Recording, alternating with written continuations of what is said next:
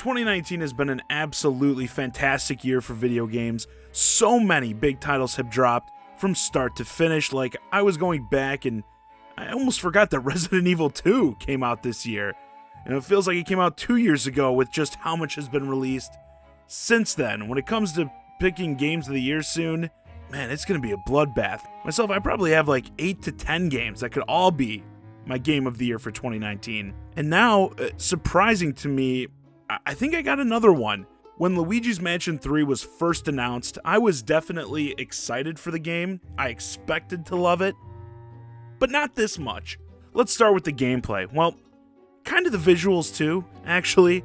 The big selling point with this title that makes it stand out in my opinion is the insane over-the-top physics and the way they interact with your tools and how that combination makes exploring so much freaking fun. Most of the time when you fire up your poltergust, the vacuum, be ready for shit to just go flying all over the place. At no point while playing this game did I get tired of walking up to like a bunch of shelves and just let that thing rip on them and watch the madness ensue. And I'm actually surprised the Switch handles it all so well too. Especially when things do get really out of hand. I'd expect the system to really start chugging, the frame rate to take a dive, you know the drill.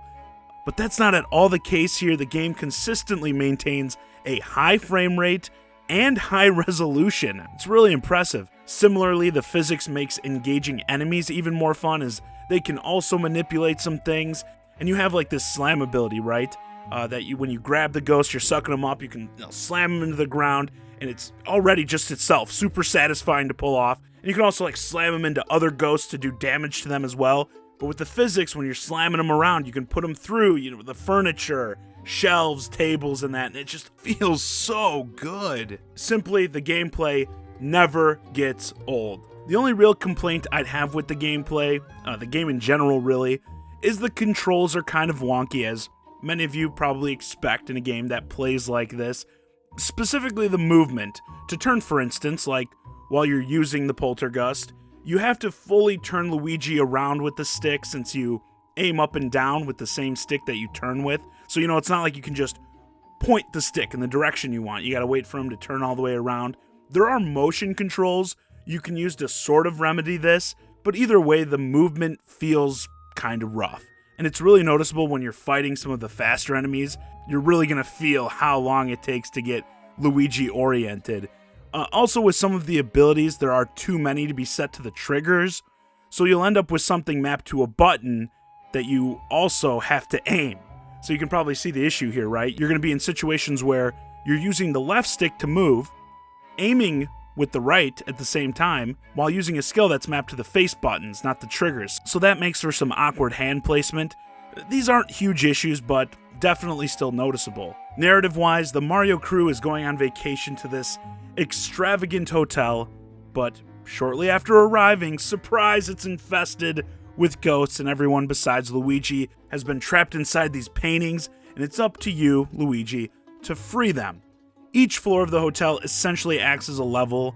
You have to explore the haunted corridors in search of your friends, as well as elevator buttons that will give you access to more floors, which are typically being guarded by boss enemies, which will often require you to use the tools at Luigi's disposal in some pretty creative ways. There's some really fun boss fights in this, which I do want to talk briefly about the biggest tool, Luigi. If you're not familiar, this is essentially a second character you can spawn to help you get through puzzles. A simple button toggle switches control between Luigi and Luigi, so you can ping pong between both to get through these sections. But Luigi is also playable by a second player, which makes the game an amazing co-op experience, specifically if you have like a young child or a girlfriend who isn't very good at games, or boyfriend, because Luigi can die and it's not really a big deal or anything, so you can give the weaker gamer control of Luigi and get through the game fairly easily. All around, I'd say the game is very friendly with the difficulty. You're probably not going to die much, but in typical Nintendo fashion, there are collectibles hidden throughout the hotel, as well as booze to capture that kind of pads out the amount of playtime you can get out of it by encouraging you to explore the entire hotel, which you should just want to do anyway because this place is beautiful. Such cool theming and design throughout, superb lighting that'll really give areas an eerie feeling. I'd say this is actually one of the best looking Nintendo Switch games to date, I'm serious. Especially when docked to your TV, you're really going to notice that improved resolution over a lot of other Switch games. And while being set in a spooky hotel, it's of course chock full of that Nintendo charm and cutesy moments. Throughout the whole map, there will be these like holes you can peek through to see into other rooms in that. And there was this one instance where I looked into a bathroom to see a ghost brushing his teeth, and if you stare at him long enough, he will proceed to brush other areas. That's the kind of quality content you can expect here. And with the hotel setting, do not think the environment is just a simple like hotel throughout. Like you're going to be going, oh look, another floor that looks like the last 10 I've been to. There's like a restaurant themed floor, a theater one, even some stuff that seems a bit out of place for a hotel, like a full-on movie studio with different sound stages. But hey, it allows for this fun little puzzle that has you gathering items from the different movie sets, so why not?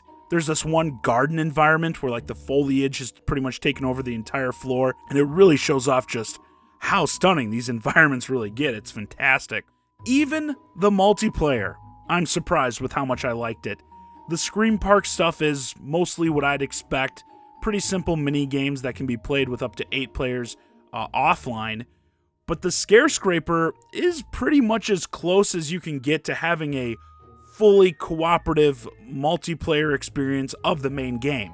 In this mode, you get a set amount of floors that your team has to complete, with each floor consisting of a challenge like, capture this many ghosts or collect this much money in a certain time limit. And these floors, while much more simplified, play out much like the main game. Everyone runs around room to room, fighting ghosts or collecting stuff. You can stick together or just go off on your own. And this mode is actually pretty tough. The timer is definitely not lenient. Also, there are traps strewn throughout each floor, and if you get caught in one, you'll need to call upon your allies to help get you out. So if you're not playing with friends, hopefully you match up with people who like you. Over here, over here, over here, over here, over here, over here, over here, over here. One eternity later. Over here, over here, over here, over here, over here, over here.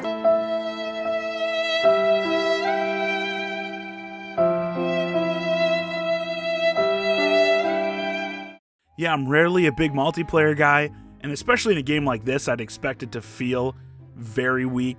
But I think the multiplayer in Luigi's Mansion 3 is a lot of fun.